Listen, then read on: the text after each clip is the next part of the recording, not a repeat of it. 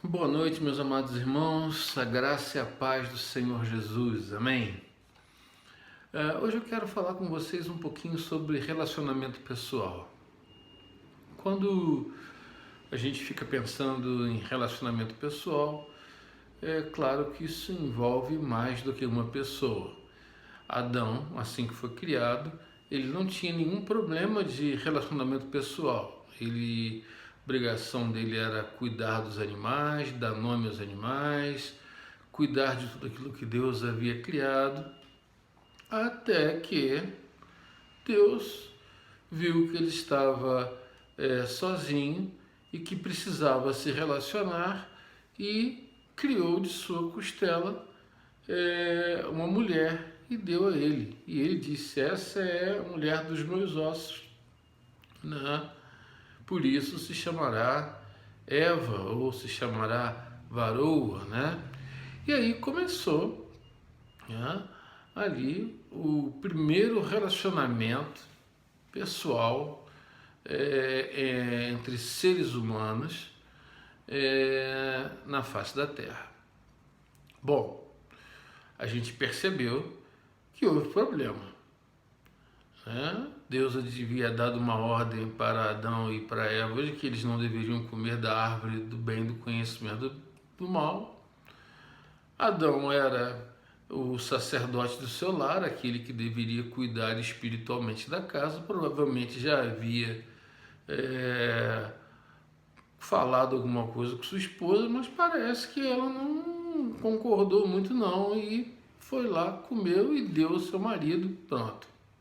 Começou o problema de relacionamento pessoal, ou seja, esse casal, primeiro casal, eles conseguiram se desentender no paraíso. Imagina nós que vivemos agora fora desse paraíso. E a gente percebe também que logo no início, uma das relações muito difíceis foi com Caim e Abel, ambos filhos de Eva. E o que aconteceu? Eles tiveram um problema pessoal por causa de religiosidade, porque um ofereceu um culto aceitável a Deus, o outro não. Ao invés de sentarem e conversarem, Caim não quis nem saber, ele disse: eu vou eliminar o problema na raiz. Foi lá e matou seu irmão Abel. E a gente percebe no decorrer da história que o homem ele tem essa natureza, ele quer resolver eliminando o mal na raiz, ele quer matar, ele quer fazer guerra, ele quer de alguma forma destruir, ele não quer se relacionar, ele não quer conversar, ele não quer falar, ele não quer trocar ideias. E a gente percebe que a Bíblia ela não faz questão de esconder esses problemas que aconteceram, né? A gente percebe que assim que Israel se torna uma monarquia, né, e tem aí o rei Saul como seu primeiro rei, e aí há um embate ali entre ele e os filisteus, um dos maiores inimigos de Israel. E isso, se não me engano, está lá no primeiro livro de Samuel, no capítulo 17, se não me engano. E aí o rei, né, dos filisteus fez uma proposta. Ele disse: olha, vamos fazer uma coisa. Eu vou pegar o meu homem aqui mais forte, você vai pegar o seu homem aí, e eles vão lutar, e o vencedor acaba com essa querela toda, não morre muita gente. Se vocês ganharem, nós nos tornaremos seus escravos. Se vocês perderem, vocês serão nossos escravos. E vamos botar assim, para tratar somente entre duas pessoas. Bom, a proposta de se resolver o problema entre duas pessoas de forma que não houvesse um mal maior para ambos os lados era positiva. Mas o que era negativo nisso? É que não haveria diálogo, haveria luta. Ou seja, o problema seria resolvido assim: se o filisteu ganhasse, os judeus seriam seus escravos. Se os judeus ganhassem, os filisteus seriam seus escravos. Olha, é uma luta pela razão. E é assim que a gente percebe que a humanidade vive hoje. As pessoas, elas não querem simplesmente trazer paz para a relação, elas querem ganhar a razão, elas querem obter a vitória, elas querem ter a certeza de que elas estão plenas de razão diante do problema gigantesco que aconteceu. Então fica aquela coisa que ele me disse, e aí resolvem sentar para conversar. Há uma chuva de acusações de ambos os lados. E o que acontece? O desejo de vencer. Porque se você vence, o outro passa a ser o seu escravo emocional. E esse é um problema sério que ocorre hoje em dia. As pessoas não querem resolver. Elas não querem paz. Elas querem ter razão. Elas querem tornar o outro seu escravo existencial. E esse é o grande problema. Talvez hoje você deva sentar, né? Talvez até para que não crie um mal maior na sua família, no seu casamento, no seu relacionamento, na igreja ou em qualquer outra área da vida, no seu trabalho, né? Na sua relação de amizades, na sua universidade, na sua escola, onde for, no seu trabalho. Você tem que aprender que você não tem que lutar pela razão. Você tem que lutar pela harmonia entre as partes. Pedro, apóstolo de Jesus, muito impulsivo, ele deve ter se aborrecido com um dos apóstolos e ele vira para Jesus e pergunta assim: até quantas vezes eu devo perdoar o meu irmão? Né? Quantas vezes que ele peque contra mim que eu devo perdoá-lo? Até 7 vezes? Disse Pedro. Isso está lá em Mateus 18, verso 21, verso 22. Jesus olha para ele e diz: não, até 7 vezes não. Apesar daquele ser um número que para os judeus era um número que trazia certeza de plenitude, que se tinha feito tudo que podia, Jesus diz para ele: não, até 70 vezes 7, ou seja, 490 vezes. Aí os discípulos disseram: Senhor, aumenta a nossa fé. Olha, Jesus certa vez ele diz assim: se teu irmão por algum acaso te ofender,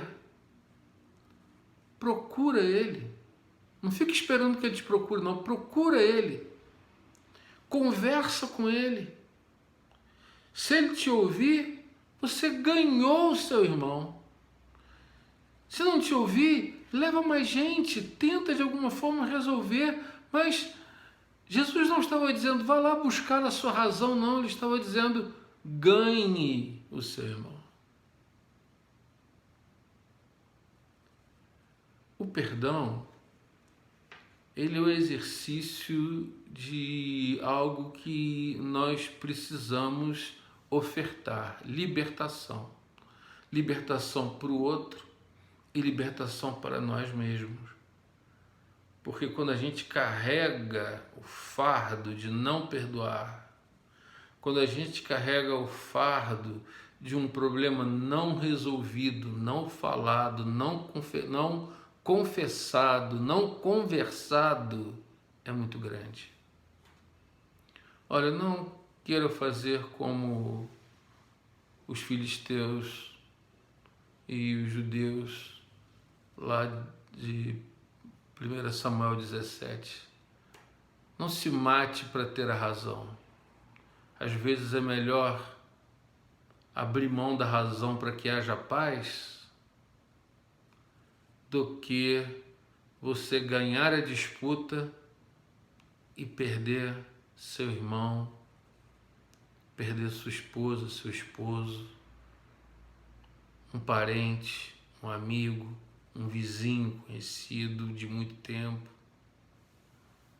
Talvez seja importante você entender que deve ofertar perdão mesmo para aqueles que estão muitas vezes te pisando. Eu sei que é difícil, mas o caminho da paz, ele passa em abrir mão de uma vida beligerante, de uma vida de guerra. Muito bom nós procurarmos a paz, lutarmos por ela, fazermos tudo que está ao nosso alcance para que haja paz entre as pessoas, entre nós, entre você, entre a sua esposa, entre você e o seu irmão, entre você e o seu pai, entre você e sua mãe, né? Entre os seus vizinhos, entre seus amigos, seus colegas de trabalho, na universidade, na escola, aonde for. Não se deixe tomar por essa cultura. Nós vivemos um período de extrema polarização. Nós estamos brigando, famílias estão brigando, estão se degladiando, estão politizando enfermidades, estão brigando por partidos políticos, estão brigando por posições, por religiões. Olha, Jesus não ensinou nada disso. Como é que você quer resolver isso? Na paz? Ou você quer ser o vencedor? Será que você está disposto a se humilhar em prol da harmonia? Ou você está querendo criar um problema? Ou você está querendo mostrar para os outros que você é o bonzão, ou que você é aquela maravilha, aquela mulher que defende tudo, guerreira, brava, tá? O que você quer fazer? Olha, eu sugiro o caminho da paz, sugiro o caminho do amor, sugiro o caminho da humildade, seguido da humilhação tantas vezes. Jesus estava na cruz e ele disse: Pai, perdoa-lhes, eles não sabem o que fazem. Muitas vezes as pessoas que nos pisam, que nos machucam, que nos entristecem, elas não sabem o que fazem. Falta lucidez, falta sabedoria, falta tato. Às vezes há por trás uma história terrível, de péssimos pais, de péssimos exemplos, de péssimas atitudes, pessoas que aprenderam a agir de forma agressiva e que precisam ser transformadas. Mas se você revida, você alimenta essa ferida. Deus colocou isso no meu coração para falar para você hoje, que é hora de buscar a paz e de se empenhar por alcançá-la. Talvez seja a hora de você abrir mão da sua própria razão e entregar a sua razão a Jesus Cristo e deixar que Ele faça justiça. Mas faça tudo para se reconciliar, faça tudo para que haja paz. Olha, uma coisa que eu digo para Ana desde que nós nos casamos: o mundo lá fora pode estar pegando fogo, mas aqui dentro de casa tem que ser um céu, pelo menos entre nós. Tem que ter paz aqui dentro de casa. Faz assim, lute por isso. Não ignore o problema. Porque se você fingir que o problema não existe, ele cresce. Se, por um lado, a ideia dos filisteus de lutar um a um pela razão, mas a ideia de ter que ir falar com outro, esse santo encontro ou confronto, ou esse tete a tete, é necessário e sadio